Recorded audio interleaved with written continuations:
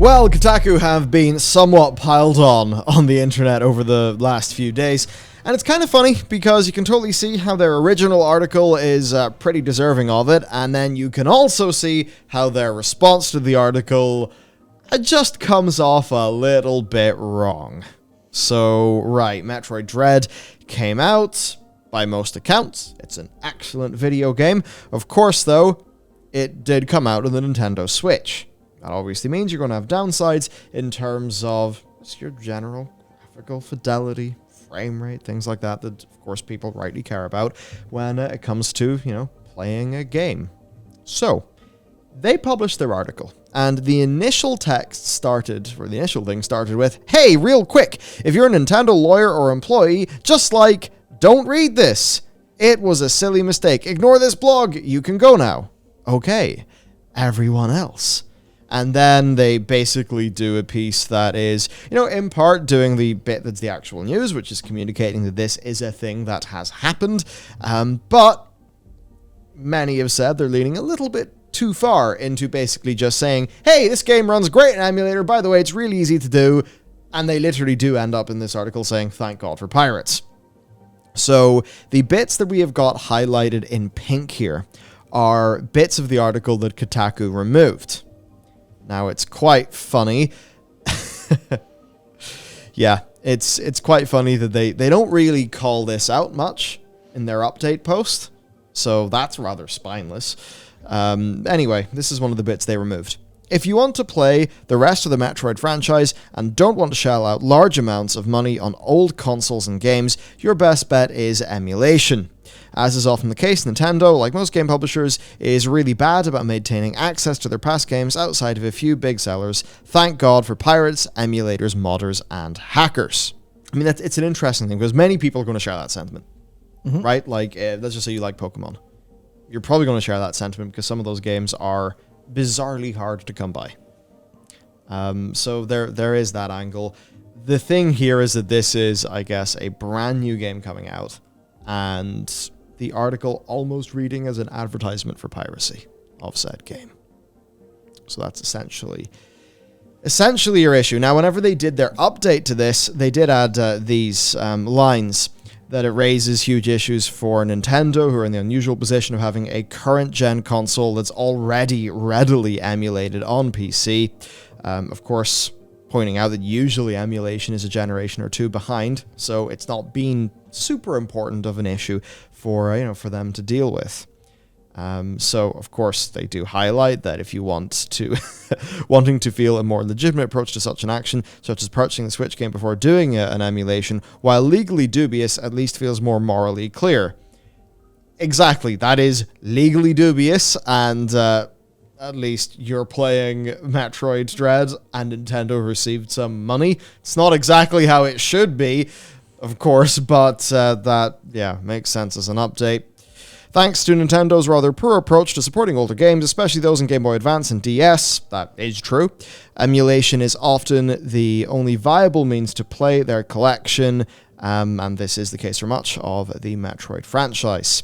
There are so many good reasons to be grateful for pirates, emulators, modders, and hackers for doing what publishers won't, keeping old games alive." I think many people are going to see that as a generally agreeable statement. I mean, that it just literally is true for lots of games that cannot be played today. I think the issue then is, again, this is kind of coming on a day-and-date release. Clearly, that's not the case for Metroid Dread, a brand new game, but this is an enormous issue Nintendo has to face, given the relative technical inferiority of its current console. And it's the funny thing where, the substance of this, I actually do agree with a lot of it. Like, it is really true that this is a problem for Nintendo, that their console is so readily emulated. I mean, it's just that. That is a really big problem for them. And it's also true that whenever a service is not being provided by a company, well, people are going to rise up to fill that need. You see it with all forms of piracy, really, and you absolutely see it with Nintendo. And yeah, Nintendo are particularly bad at keeping up with this shit. So that's the thing. I think what really got Kotaku here was the tone of the article. Because if you basically do an advertisement of how this game is so great, emulated right now, and then have this as your first line, it's going to come across as being pretty damn specific what you're doing. Yeah, there's also actually a small change that I didn't notice when I first went through this doc, that they reworded something. So in after they talk about the game being solid, nice looking visuals, surprisingly striking boss fights, it is a Switch exclusive as you might expect. The current article says, but because of readily available Switch emulators, people are already able to play Dread on powerful enough PCs. So that's very neutral. This is the news we're reporting. The original text of that said, but all you need is a Switch emulator and a decently powerful PC, and you can play Dread on your computer right now. Which that's tonally is massively different. That is saying, oh yeah, you can just go and play this. We're not going to tell you how, literally. We're not going to tell you how to pirate it, but, if you're resourceful enough, you can go and play Dread now. Which is a lot different to, this is literally happening, but we're taking the outside perspective. It is, basically advocating piracy. Pretty much, yeah. Yeah, so that's essentially what they've done. Now, for their update, when they got called out, and basically, if you look at the community reaction first, lots of people joking about, Kotaku's great in ad block. Lots of that. Basically just industry-wide, them being dunked on. Because advocating piracy for a day-and-date game is, I think, quite obviously seen as a fairly bizarre thing for them to do. Yeah. But I mean, it's Kotaku. I think as time goes on, the loss of Schreier, a few others, they're kind of just more seen as a blog more than a news site that people take seriously. Yeah, no, they've been flitting between editors and chiefs, something shocking to the point where I feel like something might be a little bit wrong there. Yeah. But I have a whole bunch of reasons for things. But in terms of community reaction, there's one that's actually since been deleted, but I wanted to highlight it because I saw it when the news first broke. And I think he didn't apologize, but he reworded. It was Matt Piscatella, who's the NPD group, does a lot of game statistics reporting and sales reporting, stuff like that. His first response was very quick, and it was, I can't remember the exact wording, but he called it infuriating and I think irresponsible or something along those lines. So he was like, as someone who's in the industry and close to sales, was actually like, what the hell are you doing? In terms of response, he took a bit of a more measured, explained take later, but you can tell, like, from the developer, from the industry side of things, it was seen as brutally irresponsible. Yeah, you have to imagine that there'll be some form of kickback on Kotaku professionally over this. I hope so. Remember the Denuvo video we did, everyone, where, like, they will go through Denuvo even just to protect, like, their launch day and launch week sales from piracy. I mean, this isn't just, oh, hey, you've got to go to some dodgy, weird... No, it's like, hey, just grab a Switch emulator, grab the ROM, done. Yeah. That's kind of what Kotaku were really advocating for. That's how it felt. So they do have an update. An earlier version of this story was understood by many readers to be a direct suggestion to illegally download this just-released game. I think based on the whole, you can do it now, 4K 60, woo, tone that we just covered. I mean, that was the tonal content of your messaging. Don't try to hide behind technicalities. It's like how the majority of meaning is communicated via tone and body language. People can kind of sense double talk. We regret this interpretation. No, fuck off. You should say, apology, that's just putting the blame. That's like, sorry if this inconvenienced you, in a case where it obviously inconvenienced somebody. We regret this interpretation. That is putting the blame on, the person who interpreted the piece. Now, if you are a sharp writer, like, if you're saying you regret... This is just how shitty this response is. If you're saying you regret the interpretation, that means that you accept that interpretation is not the original intent of your article, which does seem to be a dubious position to hold given the state of the original article. Now, if that is a regrettable interpretation, then that just means you wrote your article badly and it didn't communicate its intent to many people. There's no hiding behind that. Badly written article. I mean, that's your best defense right now. Kotaku believes emulation is a vital part of the world of gaming, not least when it comes to game preservation. I think most people do agree with that. I do agree with that. Absolutely. And frankly, I mean, look, I grabbed Freelancer from abandonware.net or whatever. Yeah. It was just there. You can download it, and it's like I felt okay doing that because it's not like Microsoft have it for sale literally anywhere else, and it's the only way to play one of my favorite games. So of course I'm going to do that. So yes, they believe it is an important thing for preservation, while not directly encouraging anyone to break the law and download games they have not purchased. Just that your article really did. We believe our readers are intelligent adults capable of making such choices for themselves independently of us. And this is basically where Kotaku go on like a fucking petulant child, because you have this, you have we regret this interpretation.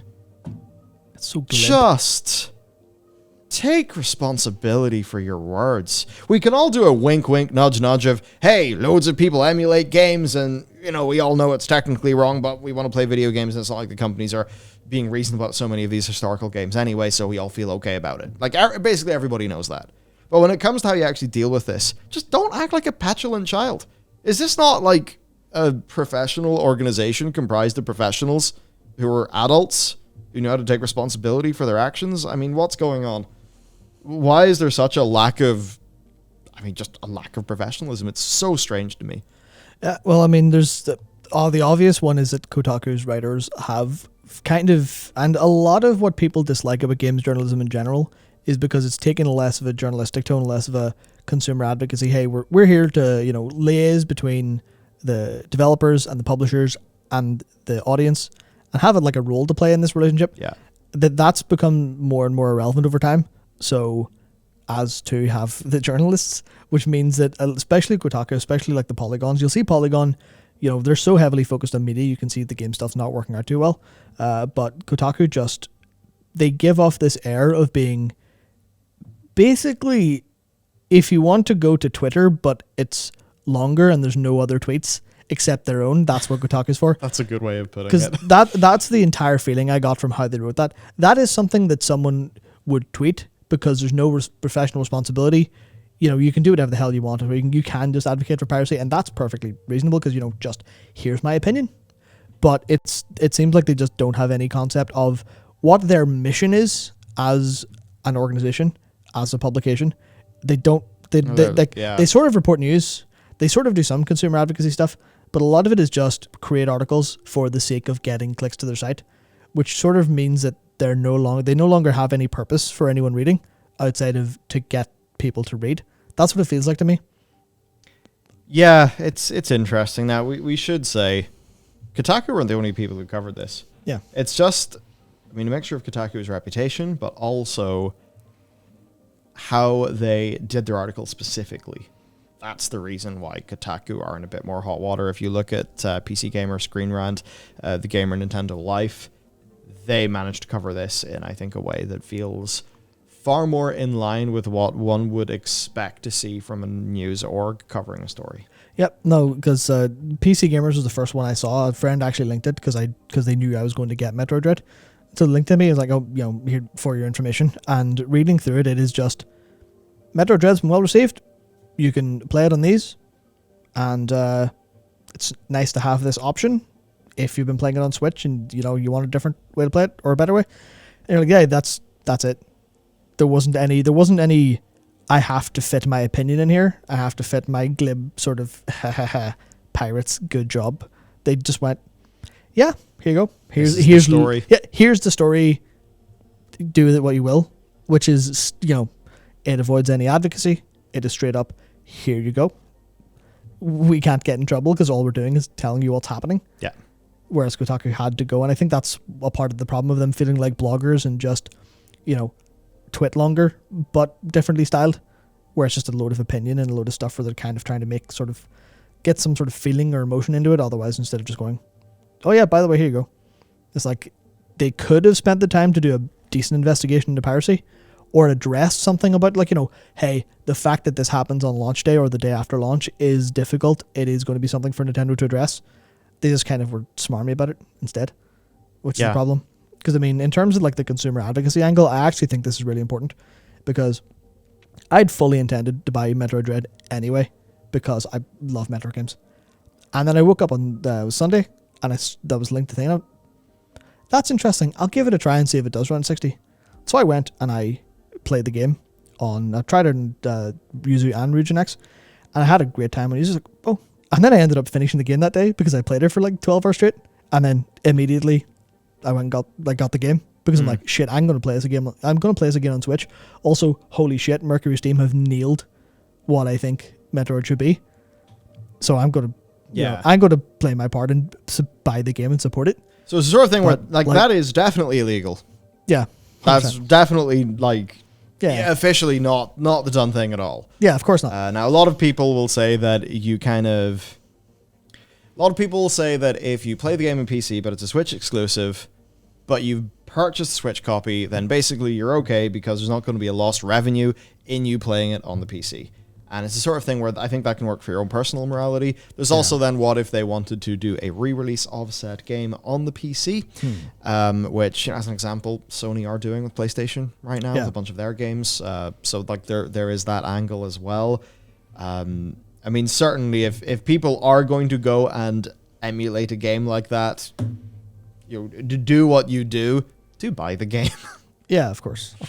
So yeah, it's an interesting situation overall, I guess. Yeah, I think that's kind of my take, where it's the idea of you're not going to stop people because this is here, and it's here for a good reason, because without emulation we have the issues of preservation going, games don't exist if they can't be emulated because hardware fails over time, software fails over time, but emulation keeps things going. So the preservation angle, I think it's all useful, and I think it's probably difficult for emulator developers to actually struggle with in that sense, because are they responsible for lost revenue for smaller developers?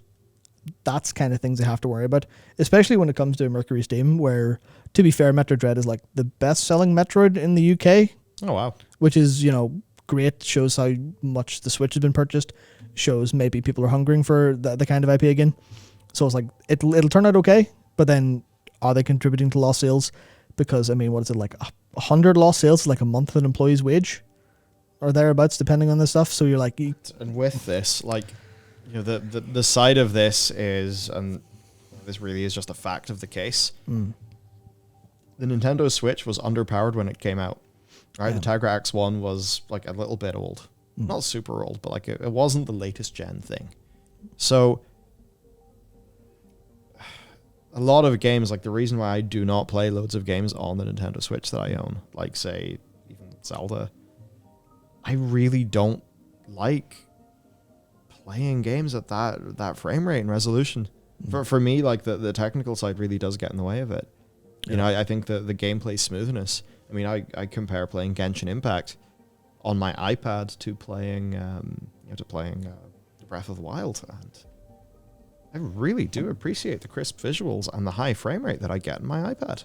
And that is a part of the gameplay experience that makes it flow better for me and makes it be literally a more enjoyable game. You could say, therefore, I think reasonably, that in that case, Genshin Impact is technically superior to Breath of the Wild. It is more playable. It feels better. You can argue that there's like lots of cool design elements in Breath of the Wild, but I feel like those are being held back by the hardware.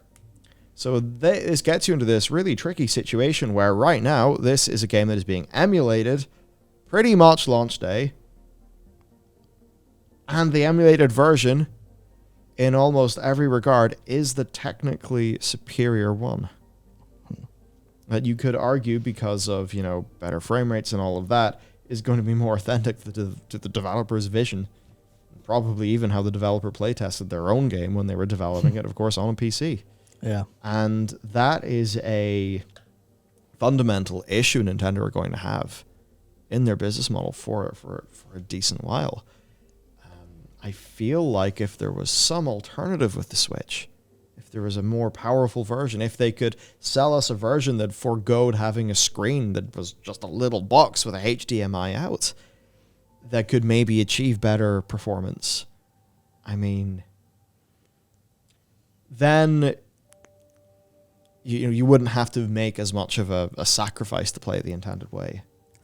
Yeah. I mean, there's you making a sacrifice to play it the intended way. That is also just, following the law, to mention clearly, but it's just an odd situation for Nintendo.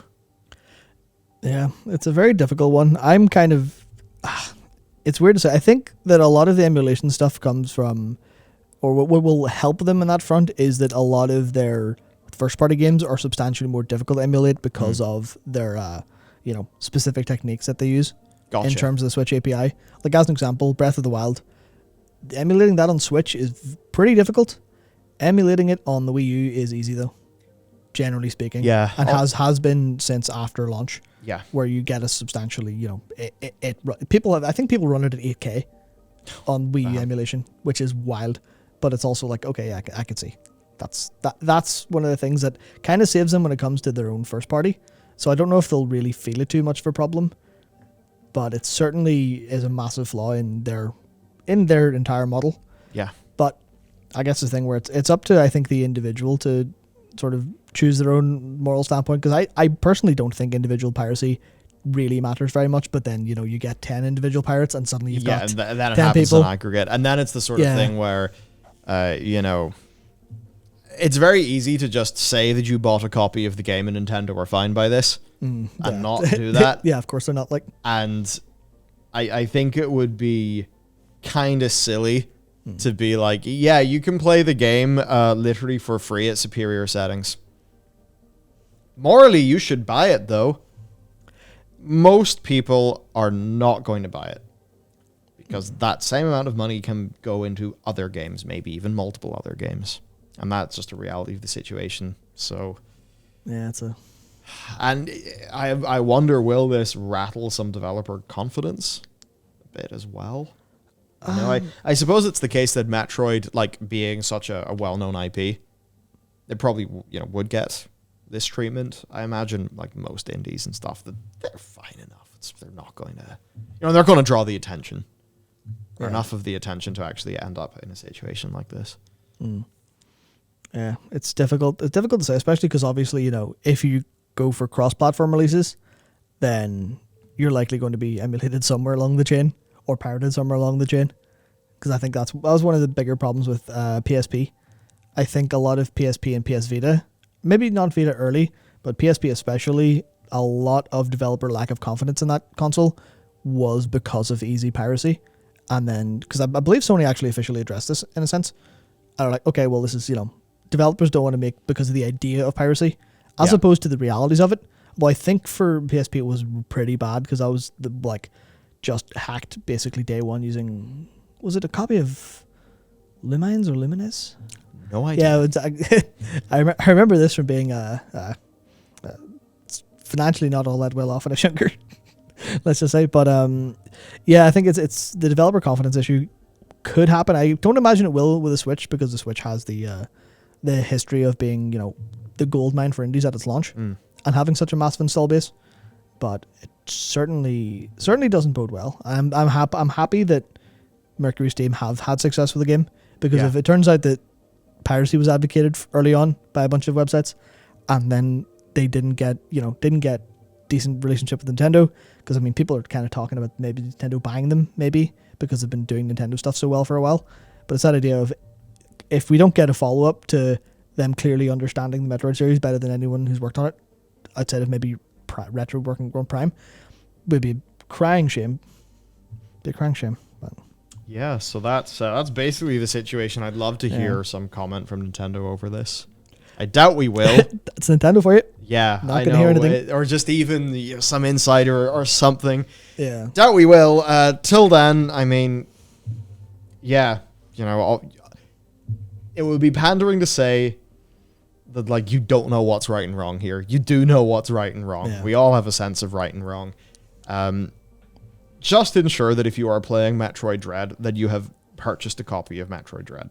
Yeah, that is. If that is achieved via emulation, that is literally illegal. There are still technical issues with that, moral issues with that. But at the very least, it won't help. It won't help you other than if you're going to do that, that's at least the most right way you can do that morally, perhaps.